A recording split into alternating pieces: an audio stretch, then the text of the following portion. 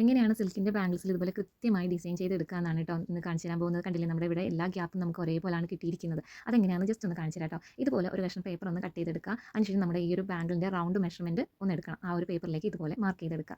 എന്നിട്ട് അത് എത്രയാണോ കിട്ടുന്നതെന്ന് നോക്കുക. അതിനെ നമുക്ക് തുല്യമായിട്ട് ഡിവൈഡ് ചെയ്യണം. എനിക്കിവിടെ 8 കിട്ടിയത്. അപ്പോൾ ഞാനിവിടെ അതിനെ 2 കൊണ്ട് ഡിവൈഡ് ചെയ്തെടുക്കുകയാണ് ചെയ്യുന്നത്. ഇനി ആ പേപ്പറിൽ ആ ഒരു മെഷർമെൻറ്റിനെ നമുക്ക് വളയിലേക്ക് ഒന്ന് മാർക്ക് ചെയ്ത് കൊടുക്കണം. ഓരോരുത്തരുടെ ബാംഗിൾസിൻ്റെ സൈസ് അനുസരിച്ച് നമുക്ക് കിട്ടുന്ന മെഷർമെൻറ്റിലും വ്യത്യാസം ഉണ്ടാവും കേട്ടോ. അത് എത്ര തന്നെ ആയാലും അതിനെ നമ്മൾ ഈക്വലായിട്ട് ഡിവൈഡ് ചെയ്യുക എന്ന് മാത്രം ചിന്തിച്ചാൽ മതി. ഈക്വലായിട്ട് ഡിവൈഡ് ചെയ്തതിന് ശേഷം നമ്മൾ ആ ബാംഗിൾസിലേക്ക് മാർക്ക് ചെയ്ത് കൊടുക്കുക. മാർക്ക് ചെയ്തിട്ട് ആ മാർക്ക് ചെയ്ത ഭാഗത്ത് എന്താണ് നിങ്ങൾ ഡിസൈൻ ചെയ്യുന്നത് അത് ഇതുപോലെ ചെയ്തെടുക്കാനായിട്ട് നോക്കുക. അപ്പോൾ നമുക്ക് ഗ്യാപ്പ് എല്ലായിടത്തും തുല്യമായിട്ട് തന്നെ കിട്ടും കേട്ടോ. ഞാനിവിടെ സിമ്പിളായിട്ട് ഈ ഒരു ലോട്ടസ് ആണ് ഡിസൈൻ ചെയ്ത് കാണിക്കുന്നത്. ബാംഗിൾസിലേക്ക് സ്റ്റോൺസ് ഒക്കെ ഒട്ടിച്ച് കൊടുക്കാനായിട്ട് കഴിവത് നിങ്ങൾ ഫാബ്രിക് ഗ്ലൂ തന്നെ യൂസ് ചെയ്യാനായിട്ട് ഒന്ന് ശ്രദ്ധിക്കുക. ഈ ഒരു സമയത്ത് നമുക്ക് ഒരുപാട് ഗ്ലൂ നമ്മൾ അപ്ലൈ ചെയ്യുന്നുണ്ട്.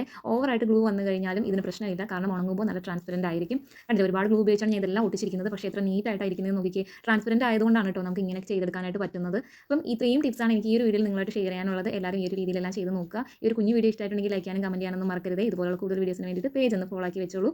നമുക്ക് നെക്സ്റ്റ് വീഡിയോയിൽ പുതിയൊരു ഇൻഫർമേഷനായിട്ട് വീണ്ടും കണ്ടുമുട്ടാം.